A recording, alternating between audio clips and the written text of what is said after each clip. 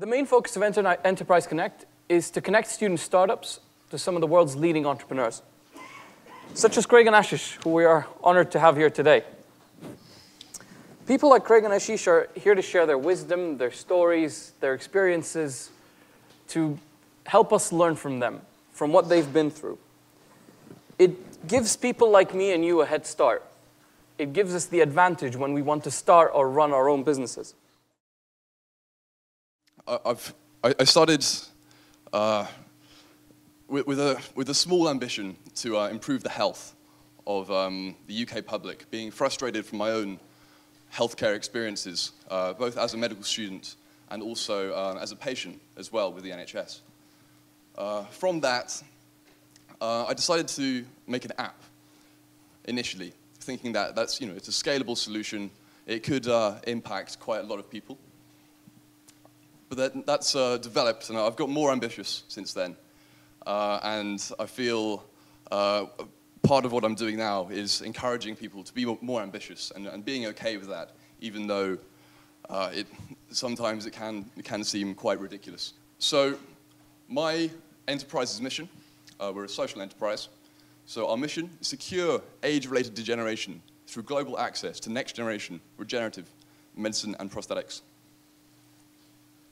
Our strategy for doing that is our Future Leaders program, where we're going to teach ambitious stakeholders in the health and life science ecosystem how to create companies or organizations or career paths that can impact at least 1 billion people.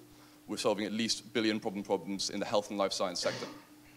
We're also looking to raise several multi-million-dollar challenge prizes to incentivize innovation in currently underfunded regions of regenerative medicine and prosthetics to accelerate innovation in the longevity industry, right through from not just the basic research, but also in clinical trials, investment, and also manufacturing and scaling to global levels. So our Future Leaders program, which we are launching a trial run of this Saturday, at King's, and we'll be running the full version from September and October. So essentially, we'll be providing the fundamental skills and networks needed to impact healthcare on a global scale. So the first part of that is really finding your massive transformative purpose. So before you can scale your business, you're going to have to scale your mindset, scale your ambition, and scale your knowledge as well. So there's a lot you need to cover before you can tangibly work with these kind of ambitious goals. So some examples of MTPs, as they're called. Cisco's, connecting everyone, everything, everywhere, all the time. Peter Diamandis, help entrepreneurs create extraordinary wealth while creating a world of abundant technology. So that's a really key part to knowing what you're doing. To find your purpose first before you can actually execute on it. We're not running a bank, we're creating fans. We don't want customers, they've got to be fans. Fans are fanatical about what they do. They tell their friends that they should be customers, and that's why we want them. We have been going about 6 years. 6 years ago, at the start of March, there was 4 of us. At the start of March this year, there was 1,758 colleagues. So we'd grown. You can work the math out for yourself. And that's what we're doing. And to build a business that's scalable, what you don't need is more Me Too. The last thing the British economy needed was another Me Too bank. Dear God, there's enough of them out there. But so what you need is you need to decide what you are going to be. I'm a banker. I wanted to do banking in a better way. I want to be proud of what I do. It's really important to me. I am not proud of what happened at RBS and other companies. I am proud of what we do at Metro Bank. So I wanted to work for a bank where I could be proud, and we developed a model that was about doing the right thing. We then decided on the culture that we wanted and the type of people we wanted, and now we work bloody hard to deliver it.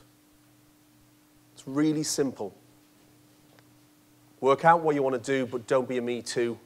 Work out how you're going to do it and make it unique to you, and then work really hard. Because if you don't work really hard, it really doesn't happen. Our model was simple. It was about growth. It was about, being the clever lad I am. I went onto Google, found the top 10 things people don't like about their banks, and then decided to engineer it out of our system. So we produce cards. We're the first company globally to produce contactless chip and pin cards at point of sale. Why? Because it was the #1 thing that people hated about their banks was, why does it take you 14 days to get me a card? It's my money, give me it. Small things. But we just decided we'd do the things, or we wouldn't do the things that people didn't like. Profit should not be why you are in business. If you are in business for profit, you will not last long. If you're in business to create value for your customers and have profit as a byproduct of creating the value, you will succeed for the long term. I don't serve the 475,000 customers we have today. I try and see a new customer and an existing customer every day. But I don't serve them, my colleagues do. I don't develop our mobile app, my colleagues do. And I need them to believe in what we do more than I do if we're going to be scalable for the long term. By the way, I hate people who spend a lot of money on lots of things when all I did was phone Charlie Mayfield, the chairman of John Lewis, and ask him who they used to do their mystery shopping. Why would I go out and spend loads of time trying to find out who to use when John Lewis are the best at service, allegedly, and I can just use the people they use? Saved me, I reckon, about 4 weeks and a lot of money of somebody trying to do the research. And it's amazing when you ring people up how they'll help you, if you ask. As my mother said, shy Ben's getting out. You've got to ask. I will show my age here. I'm a middle-class white man who'd never been into Lush in my life. And I took my kids in before Christmas. After I got over the smell, it was a really great experience. I was blown away by how good they were. And what impressed me even more was when I spoke to the staff and the guys in there in the shop, I asked if I could go out the back and have a look at what they did. They took me out, and they showed me it, and they were proud. And I said, you know, what's improving, what's getting better? And they went on, they got their phones out, and they got the Lush website and said, we've just done this, it's great. And it was. So I rang them up and asked if I could find out who'd done it with them and how they were going. And we're now working with the company that did that for them, because it was really good. And I want to learn from them, because you can always learn from great people. Mumsnet. We are one of only 2 companies to have won a gold award from Mumsnet 3 years running for the way we look after our colleagues and our customers. We're the only bank to have got a gold. It really matters to me that I look after my customers and my colleagues. And that's why that one, to me, is the most important, because it shows that we're doing it. It's independent. So it's working. I have another slide that's not here. It'll show my profitability. 25 of my 33 stores are now profitable. They're all trending into profit in under 18 months. The fastest store into profit was Cheapside in less than 6. And Brighton and Cambridge are vying to beat it. Brighton looks like it might go into profit in 3 months of opening the store. But it all comes down. Oh, it is there. Sorry, there you go. Green is good, red is bad. It all comes down to having a vision. Our vision is by 2020 over 1 million customers served by 5,000 of us in 200 stores. The way we achieve that is by creating fans, by surprising and delighting every customer, because every customer matters. And I say the way we do that is because we've got to think like retail as well as being the most professional bankers. I have presented this slide once or twice before, I must be honest. If you join our company, the first person you get, whether you want it or not, is me at 8:45 on the first Monday morning, when you'll spend 2 days going through our vision and values, because we want everyone to know what we're trying to achieve.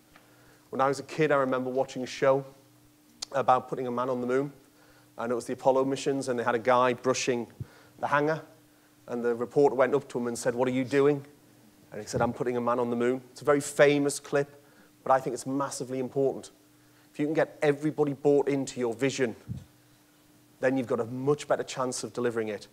And if you don't have a vision, if you don't know where you're going, let me give you one piece of advice. You won't get there. You will fail. So have your vision, know where you're going, and have the culture and the values you want to live by. Because if you want to scale a business properly, you need to think about it and recruit the right people from the start. But my name is Mark. I'm a final year student here at King's, studying management. I am the co-founder and claims to be the CEO of a startup called hackajob. We founded hackajob in November last year, so we've been going about 5 months now. And hackajob is an online recruitment platform. We call it a data-driven and engaging recruitment platform, operating in the tech space. And what we're doing is we've built an algorithm that matches candidates with jobs, but then rather than applying for a job by uploading your CV, you actually take a hack. And what that actual hack is a test, but we use the word hack because it's a lot easier to market. And test a job didn't sound anywhere near as good. And so like I said, we're in the tech space, so that test looks like a coding challenge. And that coding challenge will be completely unique to the role and completely unique to the company. So in 5 months, we've hit some good numbers. We've got 5,000 users using our platform. We've had over 1,800 hacks completed. We had 26 candidates in interviews last week. In that time, we raised 15K from an angel investor before a line of code had even been written. And that was all about selling a vision. That was all about selling an idea and having an awesome team to do it as well. We've worked with over 40 companies who are paying us, which is nice. Companies as big as Skyscanner, Moo, and Qubit. Shazam and Halo should be going live this week, and we sent a proposal off to Facebook last week. So some really exciting companies using us. And there's kind of 3 main reasons as to why we've managed to hit this early success. The first is that it's actually not a bad idea, and it's actually solving a problem, which helps. Too many startups get built, and they're not really solving a problem, or the market's not big enough. The second reason is hard work. Me and my co-founder, Raz, we probably work 80 hours a week on it. Raz is a graduate now. I'm trying to finish my degree. I'm hoping I can still get first, but it's going to be tight. May's not looking nice with 5 exams, but we should be okay. And the final reason as to why we've managed to get early success is to not be scared of being rejected. I sell, that's all I do all day, every day, is trying to bring new companies onto the platform. And you hear no a lot. I hear no a lot. 9 times out of 10, a customer will say no. But when you do hear yes, you feel awesome. You feel awesome when somebody will actually pay for your service and what you've built. It's great to be here. I've been traveling all night, so if I start blubbering, just throw something at me. I won't take it personally. I'll give you a quick background.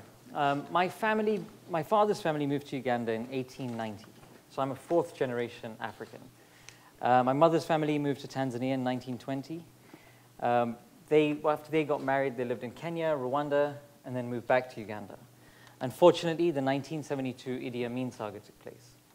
So my parents were kicked out of Uganda and moved to England. My father worked in the Ford factory. My mother worked in the Walker's Crisp factory in Leicester. Built up a little bit of capital, set up a small business, built some more capital, bought a home. But in '93, they wanted to go back home. They wanted to come back to Africa. So we sold our home, we sold our business, and we moved to Rwanda.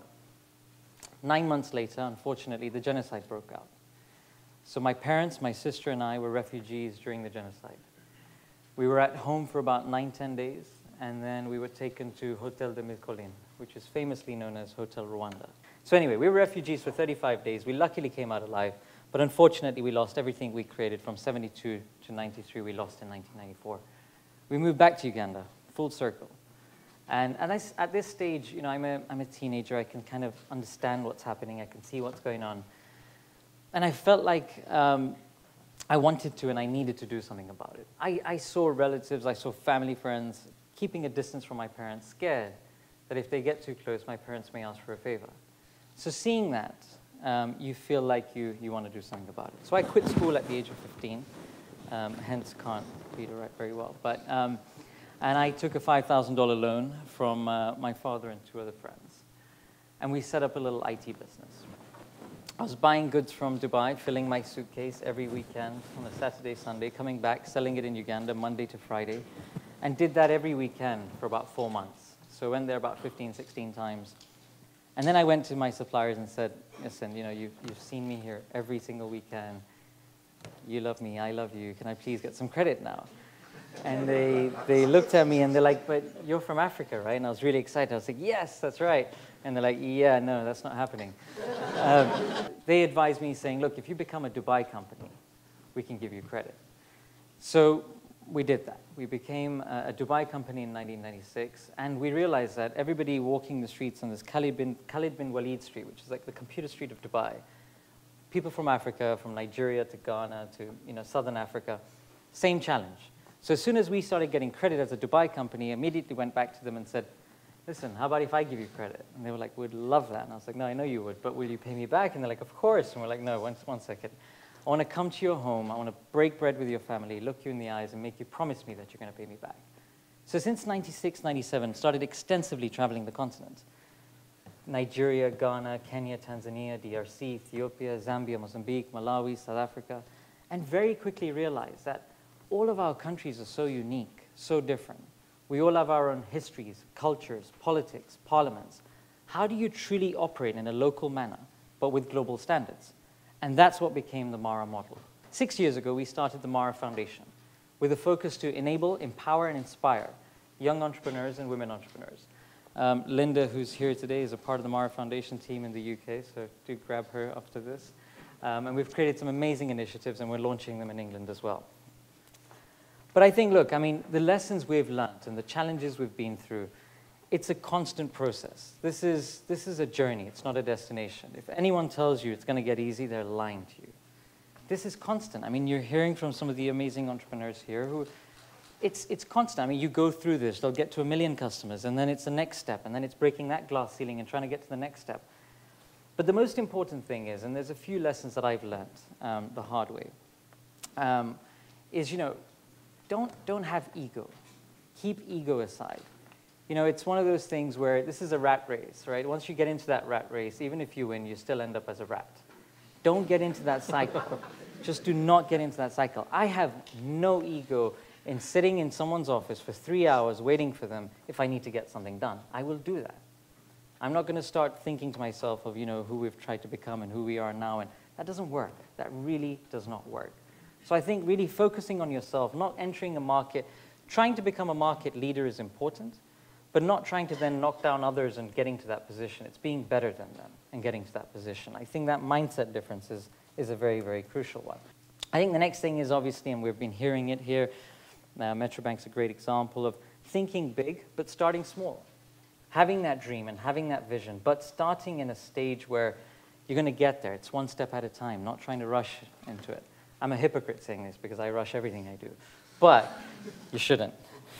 And I think scalability is just so crucial. How do you truly become larger? I mean, Mara started off as a single country operation, and then we started thinking broader and started thinking, how do we become an East African business? And now we've truly become an African business. But now it's like, how do we as an African business become global is our next big thing. And that's what we want to focus on. So it's taking those steps and getting there slowly. The day I started off, did we want to become a global company? Absolutely. Did we want to become an African global company? Absolutely. That was always the vision. That was always the plan. But could we have done it very quickly? No. And are we still doing it? In my opinion, no. We're still getting there. But it's also perception versus reality, which is very frustrating. What I went through in 1996, today the perception versus reality is different. Everybody's very excited about Africa, but still don't understand it. Ebola is a perfect case in point, where everyone all of a sudden got freaked out that we've got Ebola, yet only 3 of our countries out of the 54 have Ebola. Those 3 countries make up for 0.8% of our GDP, yet the entire continent is generalized. The fact that Nigeria had Ebola, yet fought it and got rid of it independently is never talked about, it's never celebrated. So it's this perception versus reality. And that applies into business, that applies into other regions, but particularly in Africa, we get the tough part of it quite a bit. Mara Mentor is our initiative, which we're driving through the foundation, and it's all about enabling, empowering, and inspiring. It's giving guidance, advice, hand-holding, support, and training through this platform. It's available on all app stores, so please download it right now. It's called Mara Mentor. No, I won't mind you using your phones. Please go ahead. But it's an awesome thing, and please help us give back and make that inspirational change. There's so much we need to do. Our vision is to become a positive, disruptive force in line with public policy. When you think about Africa, 11% of our continent has banking penetration, yet 80% of our population has mobile phones. We created mobile money as a continent. M-Pesa is an African solution. Yet, it's a telecom operator-led initiative, which is mobile money. How do we, as a financial institution, make it financial institution-led and make it mobile banking and bridge that gap? We will truly make a difference. Bob and I have met through our foundations, the Mara Foundation and the Diamond Family Foundation, and we promised ourselves that we're going to be giving a percentage of our personal returns to our respective foundations, and that will genuinely do good. But what we think will make a bigger impact in our markets, and being on the receiving side of financial services for 18 years, I saw this, is lending to businesses, being a bank for business in the true sense. So I think thinking differently, but doing it in a practical way. But I think, our theme in Mara, and in Atlas Mara, and in our companies in general, are three things. It's being the best, getting the best of global, but combining it with the best of local. So truly being global, but truly operating local. At the same time, it's being extremely institutional, putting in the right institutional framework, but remaining extremely entrepreneurial. So that institutional, entrepreneurial blend. And lastly, and most importantly, is genuinely doing good and doing well at the same time. I think sometimes it's unfortunately the other way around, where people want to do well first and then promise to do good and sometimes forget about it. And therefore, if you genuinely do good, you will make a difference and you will do extremely well.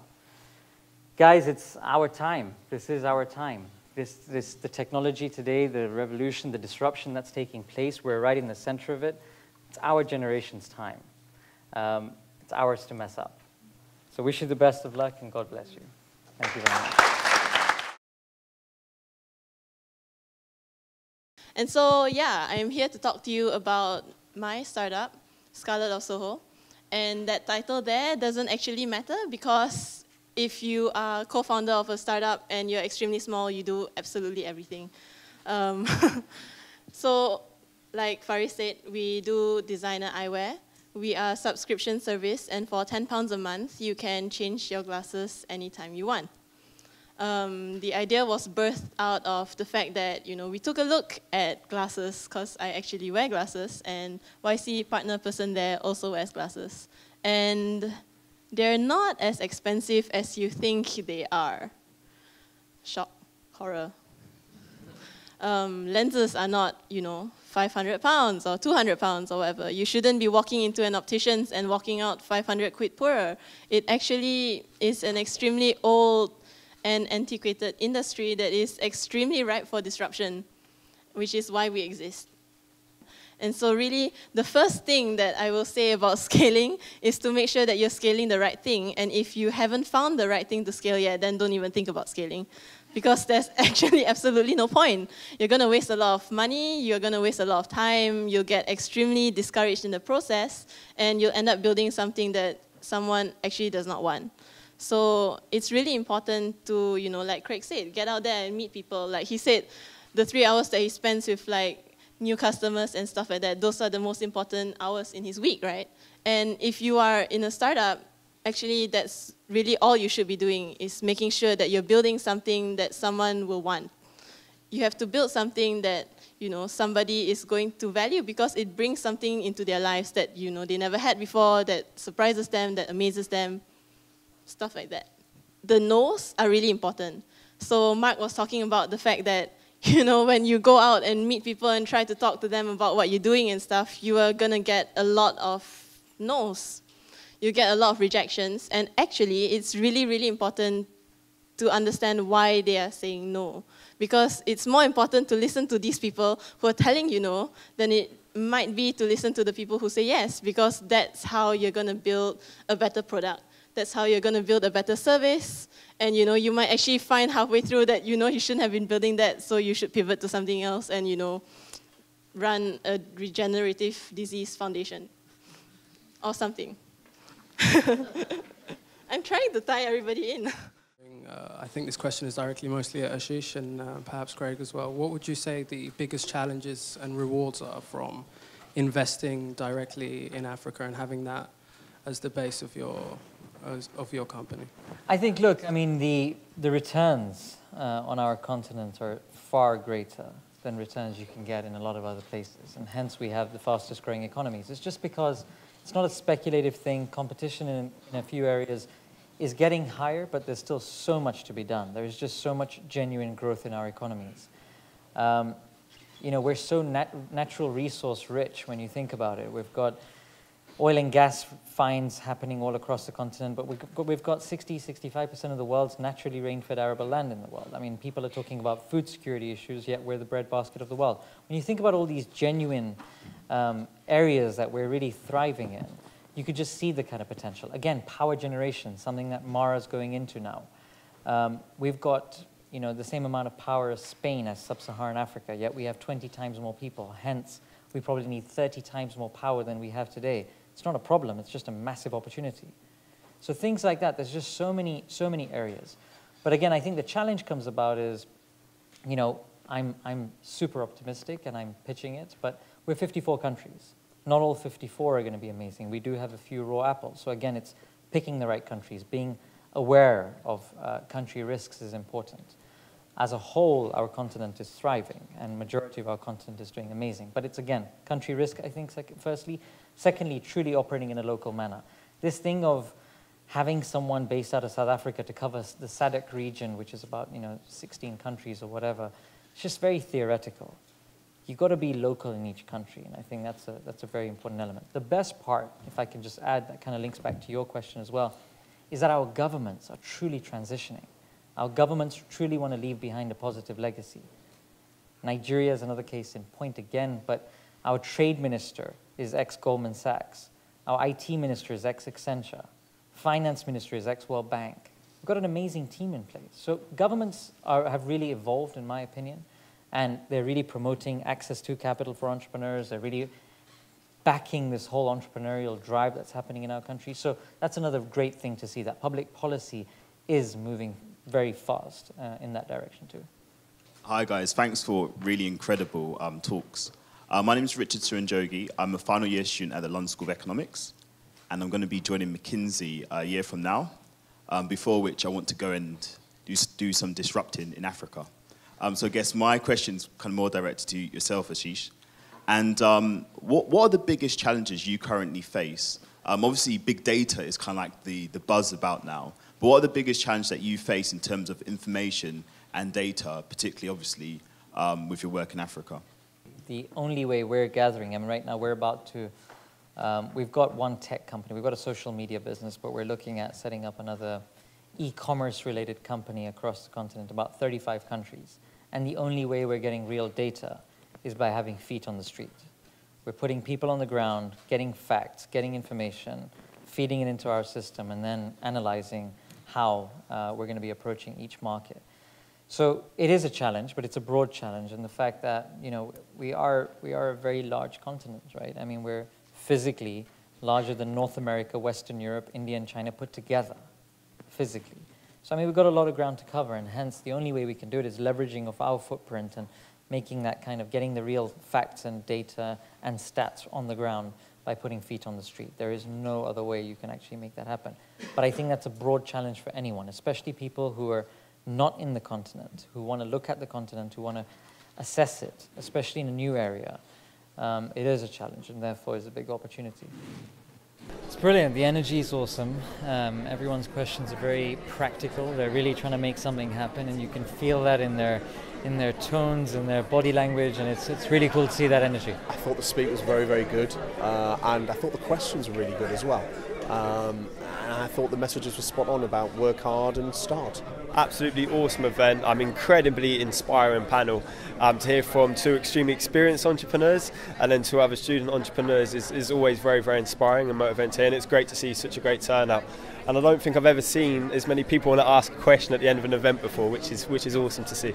I thought it was really cool. I like the fact that there was we had two like very established entrepreneurs on the panel, and also like the three younger up and coming entrepreneurs, which is kind of cool as well. Today's event was really inspirational. I think firstly we had such a variety of doers, people who've done stuff here in Europe, but as far afield as Africa and Asia. And I think just understanding that entrepreneurship and the ability to really do something at scale is really there, and it's a reality for us, especially in such a globalized world. I really enjoyed the event. I found it very inspiring. I liked the selection of panelists that they had. They gave different ideas, but all in a way saying the same thing, talking about different countries, talking about the world, And that's what I want to know about, how to change the world and how to impact the world. I think these are great because they encourage people. The people who are shy of asking questions are getting a better understanding of things. They get a lot more perspective. They get to share ideas. And I think, frankly, more than speakers, I think it's the peer-to-peer conversations that take place which are very powerful as well. So I strongly encourage them, and hence I'm here. Well, I think people seeing people doing it hopefully inspires people to do it. And the more people who start, the more people who'll be successful.